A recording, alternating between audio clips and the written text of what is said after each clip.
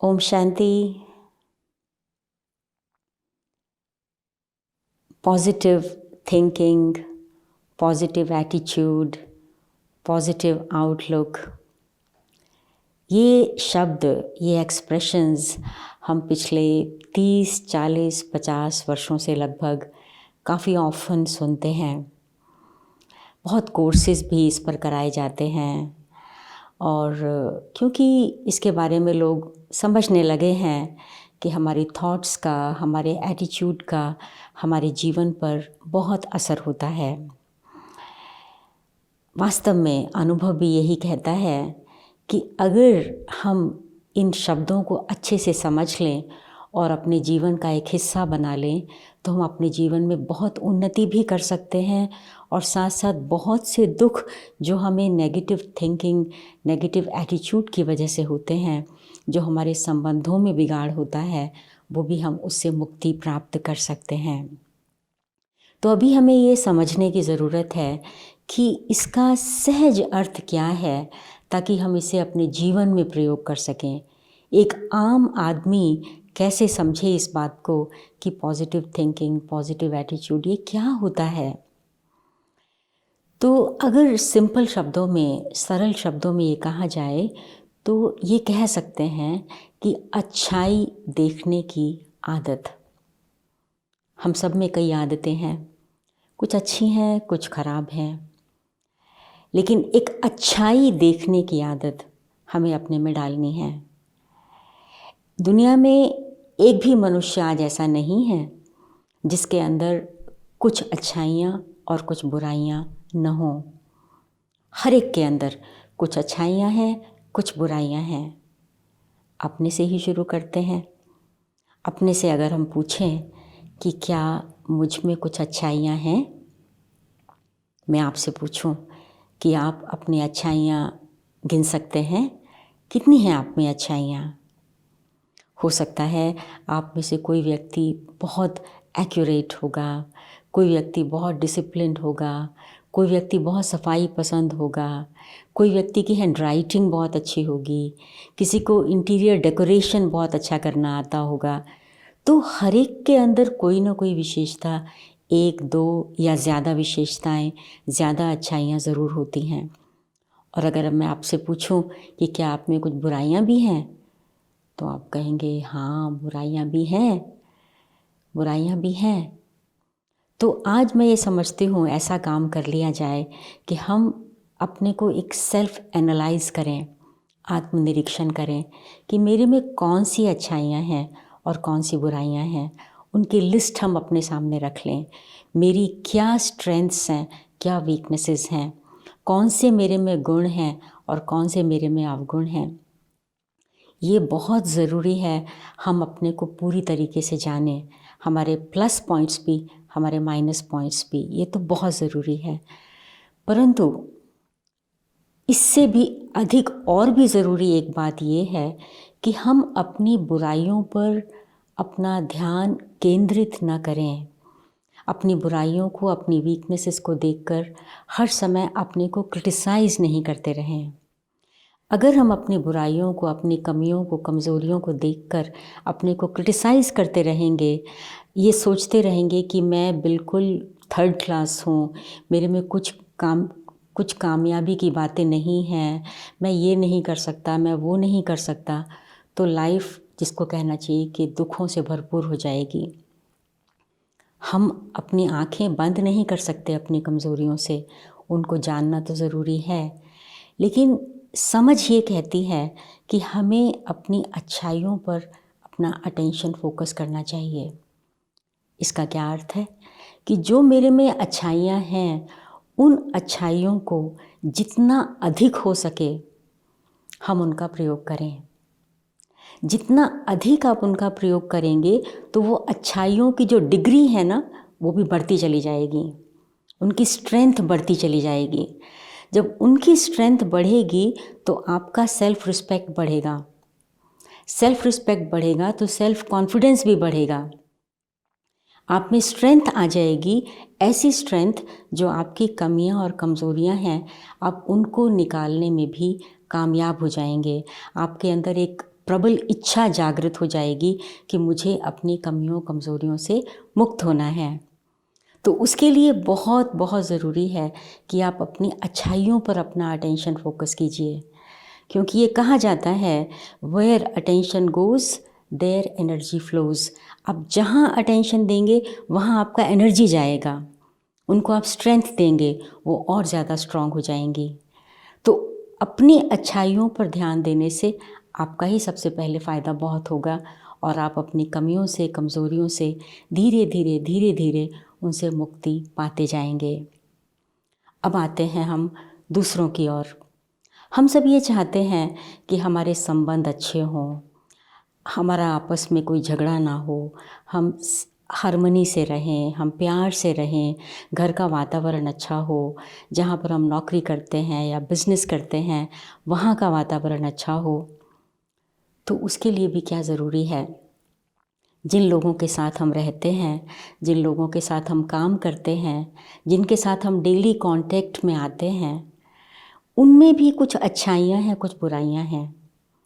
लेकिन अगर हम उनकी बुराइयों को देखकर हम उनको टॉन्ट करते हैं, उनको क्रिटिसाइज़ करते हैं, कमेंट्स करते रहते हैं, उनसे नफ़रत रखते हैं, उनके प्रति नेगेटिव फीलिंग्स होती हैं, उनके प्रति हमारे मन में एग्रेशन होता है, तो कभी भी संबंध हमारे अच्छे नहीं हो सकते।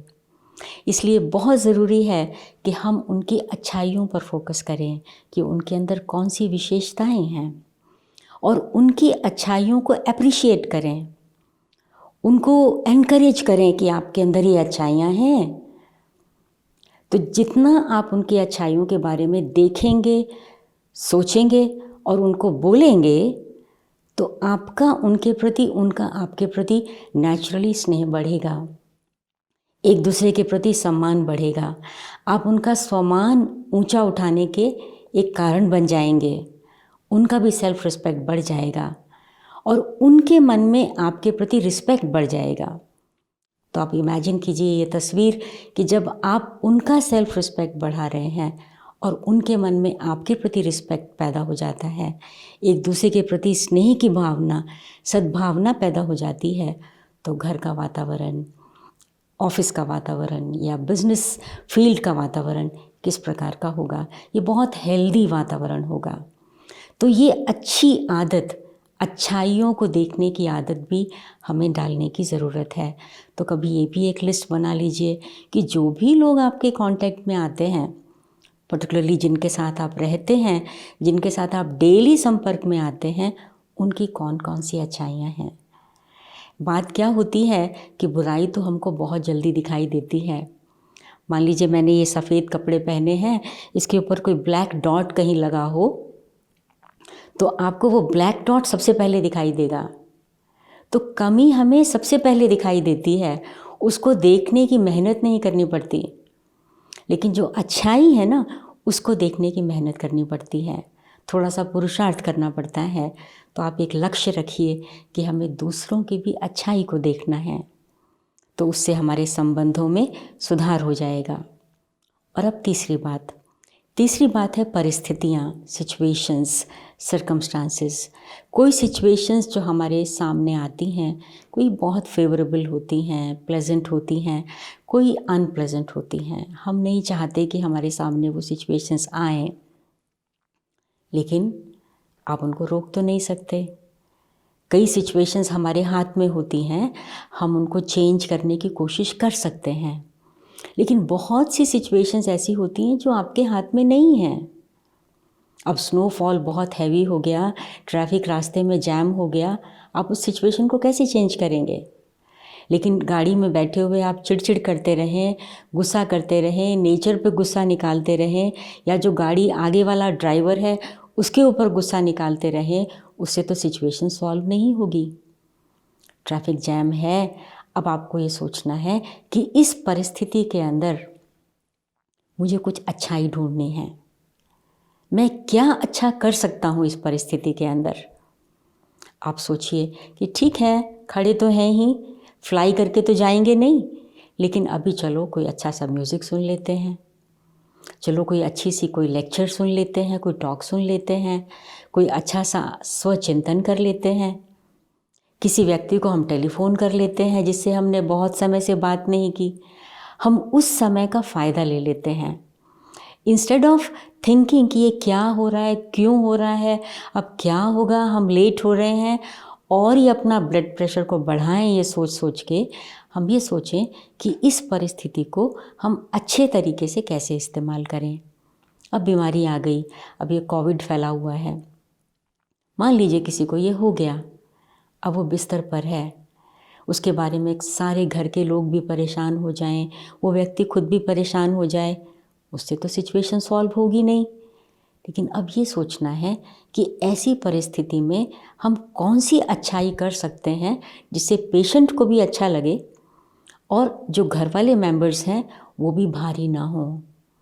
घर में कुछ ऐसा वातावरण बनाएं, कुछ ऐसी हंसी की बातचीत करें, कुछ ऐसा जोक्स आपस में भी करें, कुछ ऐसी हंसी की बात उस व्यक्ति को सुनाएं, उसकी प्रेज़ करें, उसको हिम्मत बढ़ाएं कि बिल्कुल एकदम थोड़े ही समय में तुम ठीक हो जाओगे। हिम्मत बढ़ाते बढ़ाते बढ़ाते बढ़ाते वो व्यक्ति को आप अपने मंजिल पर ले आएंगे। तो मेरा कहने का मतलब ये है कि जब परिस्थितियाँ आती हैं, उन परिस्थितियों में भी कुछ अच्छाई हम ढूंढें।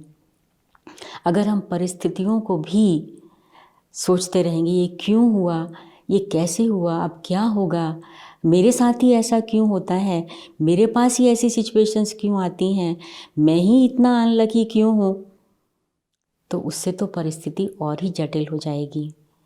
ये सोचिए, ये परिस्थिति आई है मुझे कुछ सिखाने के लिए। मान लीजिए किसी ने आपको क्रिटिसाइज़ कर दिया, किसी ने आपको इंसल्ट कर दी बिना मतलब के। अब ये भी एक परिस्थिति है, लेकिन उसमें सोचिए कि अच्छा इसने किया ऐसा तो कुछ वजह होगी। जैसे इसका इंसल्ट करना, इसका क्रिटिसाइज़ करना मुझे अच्छा नहीं लग रहा, तो मुझे भी बहुत सोच समझ के किसी व्यक्ति के साथ व्यवहार करना है। बिना मतलब के, बिना कंफर्म किए कभी भी किसी के लिए कमेंट्स नहीं करने हैं। किसी को दुख नहीं देना है उसको इंसल्ट करके। जैसे मुझे दुख मिल रहा है तो मुझे भी किसी को दुख नहीं देना है। तो हम उस परिस्थिति में लेसन ले सकते हैं, तो वो अच्छाई हो जाएगी। तो ये अच्छाई देखने, अपने में, दूसरों में और परिस्थिति में, इस अच्छाई देखने की आदत को ही पॉजिटिव एटीट्यूड या पॉजिटिव थिंकिंग कहा जाता है।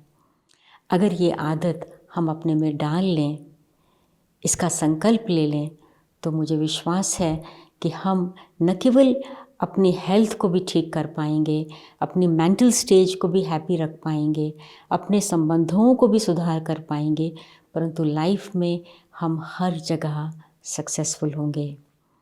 तो इसलिए इस आदत को डालने का पुरुषार्थ कीजिए। अभी हम 1 मिनट के लिए ऐसे संकल्प के साथ बैठेंगे ताकि इस आदत को हम अपने में एक बीज के रूप में बो दें आज के दिन। नया वर्ष भी समीप आ रहा है, तो नए वर्ष में एक ये नई आदत आ जाएगी तो बहुत ही खुशी होगी। तो चलिए 1 मिनट शांति में बैठते हैं और अपने मन और बुद्धि को मस्तक के बीच केंद्रित करते हैं और वहाँ देखते हैं एक चमकता हुआ सितारा भ्रिकुटी के मध्य, जिसे हम आत्मा कहते हैं। मैं स्वयं को कहूँ, कितना अच्छा होगा अगर मैं ये अच्छी आदत, अच्छाई देखने की आदत अपने में बहुत गहरी बना लूँ। अभी तक तो बहुत आसानी से बुराइयां ही दिखाई देती थी। अपनी बुराइयों को हम इग्नोर करते थे, दूसरों की बुराइयों को एक्सेजरेट करते थे। उससे ना हमारी बुराइयां ख़त्म होती थी, ना हम दूसरों को मदद कर पाते थे। लेकिन आज से लेकर हम स्वयं को जानेंगे तो पूरा, मगर फोकस करेंगे अपनी अच्छाइयों पर। अपनी अच्छाइयों को जितना अधिक हो सके हर कार्य में, हर परिस्थिति में इस्तेमाल करने का पुरुषार्थ करेंगे और जिनके भी संपर्क में आएंगे उनकी भी अच्छाइयाँ देखेंगे, उन्हें अप्रिशिएट करेंगे, उनका सम्मान बढ़ाएंगे, जिससे हम स्वयं को सम्माननीय बना पाएंगे। इससे हमारे में वो शक्ति आएगी जो हर परिस्थिति का हम एक बहुत डिग्निटी के साथ सामना कर पाएंगे। मुश्किलें सहज हो जाएंगी, असंभव संभव हो जाएगा।